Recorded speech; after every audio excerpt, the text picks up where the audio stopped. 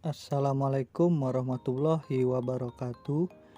Perkenalkan, nama saya Rizky Juanda, NIM 118802111984 dari kelas 6A Universitas Islam Negeri Riau, jurusan Agroteknologi.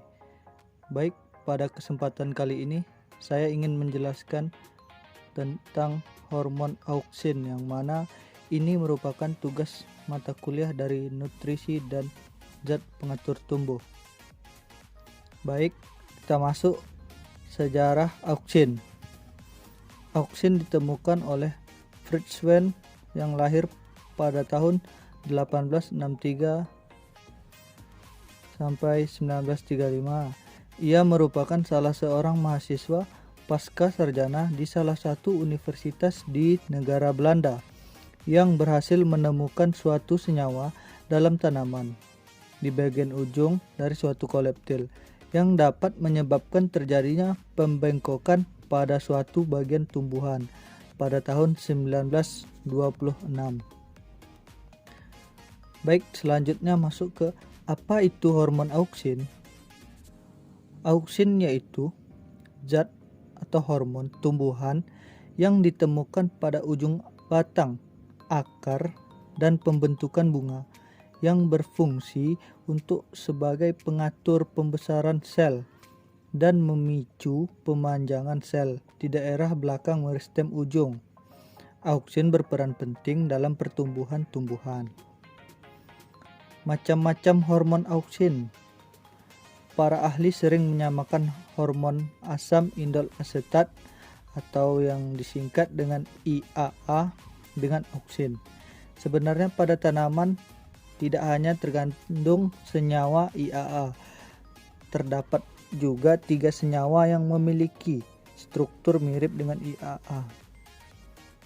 Adapun ketiga senyawa tersebut yaitu yang pertama asam 4-kloroindoasetat atau disingkat dengan 4-kloro-IAA. Yang kedua asam fenilasetat yang disingkat dengan PAA.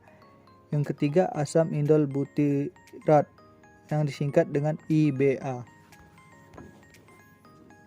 Baik, selanjutnya kita masuk ke fungsi dan aktivitas hormon auksin. Yang pertama yaitu memacu proses pemanjangan sel. Auksin merupakan promotor pertumbuhan dan perkembangan tanaman. Tempat utama terjadinya sintesis auksin yaitu di meristem tunas apikal. Yang kedua, menghambat pembentukan tunas lateral. Percobaan Scott dan Taiman dalam percobaannya membuang bagian pucuk tanaman dari tanaman kacang tanah. Akibat dari percobaan tersebut, tunas menjadi tumbuh di ketiak daun ujung tanaman yang telah dipotong, kemudian diberi potongan agar yang mengandung auksin. Akibatnya tidak terjadi lagi pertumbuhan tunas pada ketiak daun.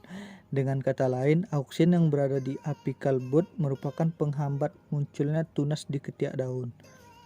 Yang ketiga, membentuk akar adventif. Auksin dapat membentuk akar adventif dan akar lateral, menyebabkan auksin banyak digunakan untuk perbanyakan tanaman dengan mode stek. Baik, selanjutnya merangsang terbentuknya xilem dan phloem oleh kambium. Auksin bekerja sama dengan gibberellin dalam memicu pertumbuhan jaringan pembuluh dan mendorong terjadinya pembelahan sel pada kambium pembuluh yang menyebabkan diameter batang suatu tanaman bertambah. Yang kelima, menghambat rontoknya buah dan merangsang pengguguran daun atau yang dikenal dengan absisi. Hal ini disebabkan karena auksin pada tanaman dapat bereaksi menghasilkan senyawa-senyawa inhibitor, salah satunya etilen, sehingga proses absisi terhambat. Selanjutnya yang keenam, membantu proses pembentukan buah tanpa biji atau partenokarpi.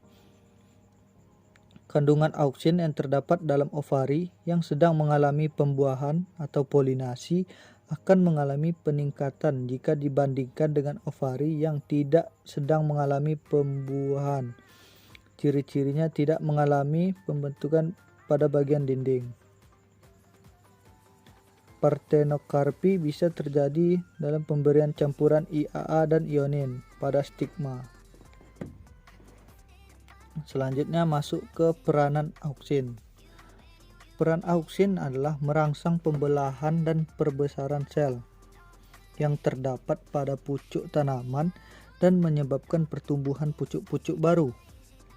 Penambahan auksin dalam jumlah yang lebih besar atau penambahan auksin yang lebih stabil, seperti asam, cenderung menyebabkan terjadinya pertumbuhan kalus dari eksplan. Mungkin sekian dari video atau materi yang dapat saya sampaikan.